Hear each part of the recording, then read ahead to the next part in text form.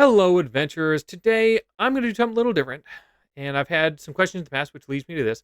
I'm going to look at some of the tools I use for Pathfinder 2nd Edition, whether it's running the game for my parties or building adventures or what have you. Nothing about editing these videos, but related to the game itself. This is definitely not sponsored content. It could be. Somebody wants to sponsor me. No? Okay. No, I'm just here to see if I can help out GMs out there or even some players that want to bring options maybe to their GM or things to help them out if any of it fits. This is really more geared toward GMs though. So let's go ahead and dive in here. I don't want this to be too long, but I do want to talk about what matters. First, let's get the obvious one out of the way, the rules. Obviously, the most important tool for any GM, but I could talk about cool ways to look at them. It's all on Archives of Nethys. If you aren't using Archives of Nethys and you are GMing for this, I don't know how you managed so far, but yes, please go check it out. This website, they have a relationship with Paizo, so they have all the rules up there as new rule books and stuff come out. They do put things up there. It's not instant, but it'll get there eventually. Character options, monsters, everything there. All information at no cost for anybody willing to look it up and wanting to play the game. The only information that isn't given for free is lore and adventure paths. Having said that, I still believe it's worth purchasing even source books, but that's because I prefer to read that information out of a book, and they do just such a great job. So I also just support Paizo with this. Most of the source books I own are Pathfinder Second Edition, but I also own Starfinder2e books. I love those, even though I don't do content on those really. So yes, by all means, get the books. But for running games, it is all right there on Archives of Nethys. For encounter building. So there are several encounter building tools out there for Pathfinder 2nd Edition. If you're using, Foundry or Roll20, you can use the encounter building tools that they have built in. If you are not using a paid VTT, or if you're using a VTT that doesn't have any Pathfinder 2e specific content, I would recommend a couple different options. One of them is PF2 Easy.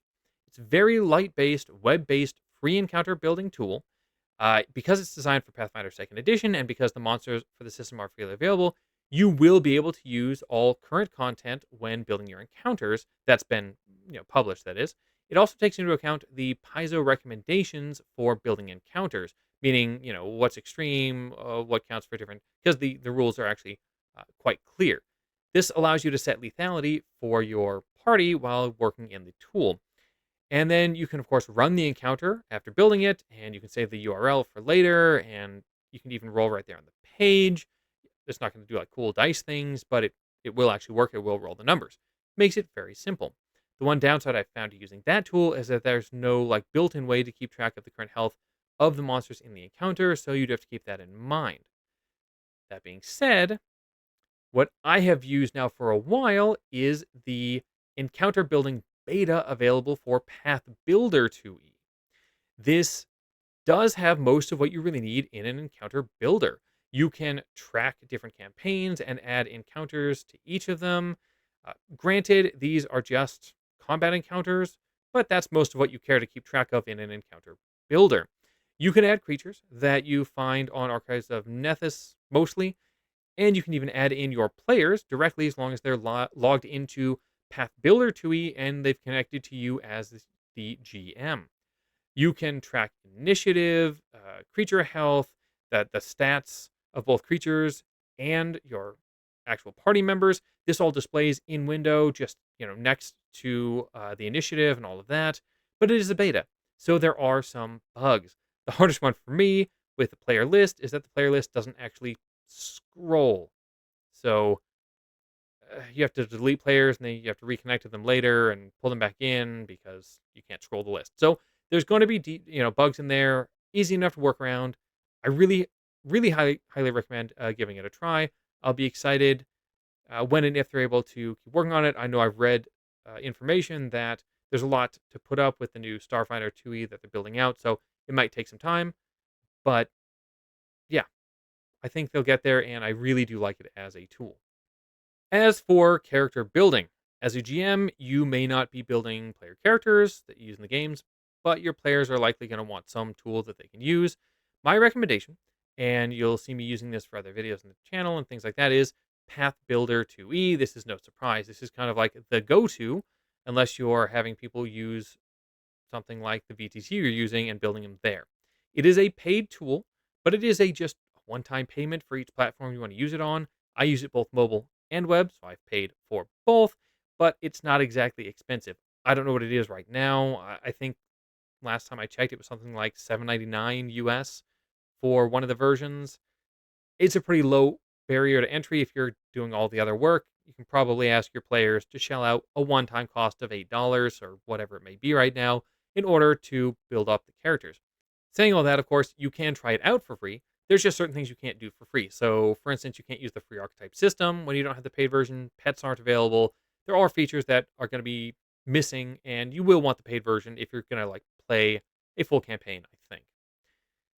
When new character options do come out, for instance, Paizo releases a new source book, those options are added to the tool and the web mobile versions like pretty quickly because this is a company that Paizo is actually working with. So do expect them to be in the digital tool relatively quickly, but it won't be instant.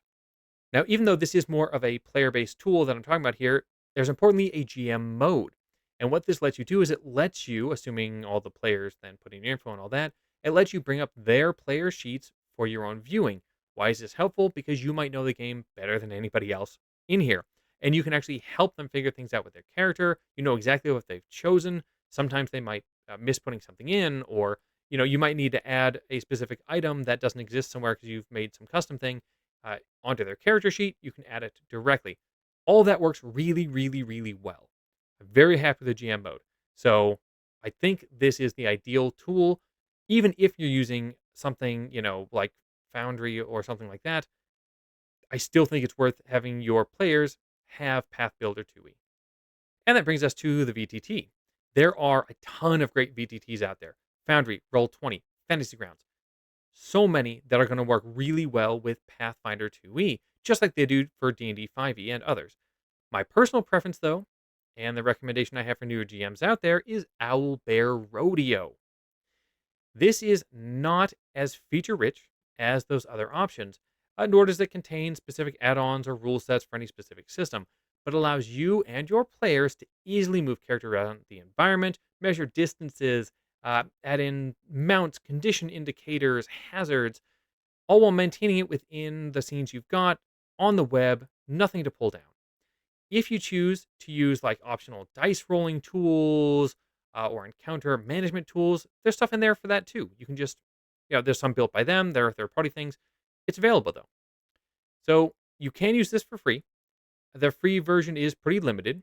I personally pay for it, and that is a subscription, but they do add improvements, and I think it's actually worth having. It's not a very expensive subscription, mind you. Having tried others first, the reason I like it the best, the thing that draws me back to Owlbear every time, I didn't have to watch 25 hours of YouTube videos to be able to use it and tell my players how to use it and get it all working well. You can pretty much get going. You can pretty much just run. My son recently started working with it, and I got him up and running in about 25 minutes. And now he just runs games in it. Honestly, I figured out everything I needed within the first couple of hours. And since then, I've, of course, learned a lot more to be more efficient with it, but it's just not very hard. If you watch my videos for the different classes, you've seen me do this. This is what I'm using. As for map building, first of all, you don't have to build them. You can go third party. You can buy maps. That's great. I do a lot of that, but I also build my own. Because I like to make my own campaigns, I don't use adventure books. My tool of choice for map building has been the same the entire time, and it is Incarnate.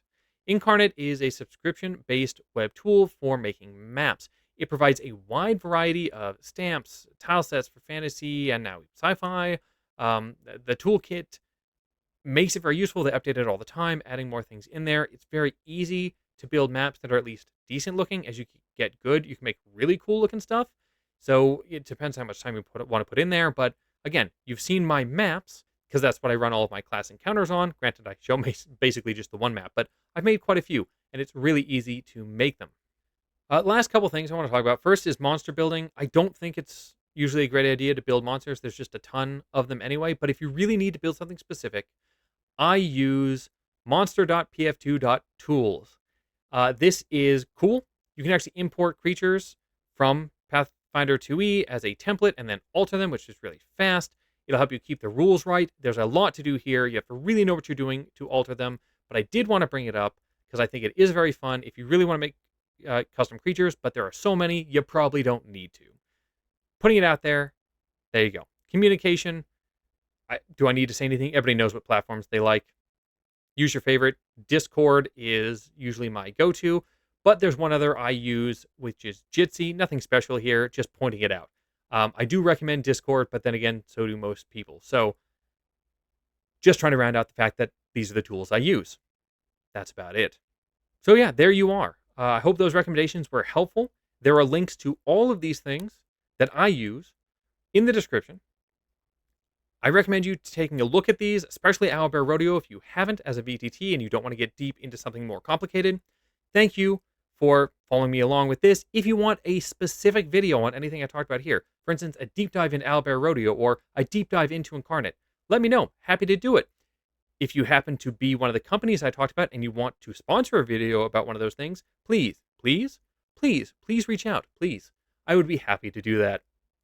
Anyway, jump into your favorite tools, have some fun playing the game, and as always, adventure on.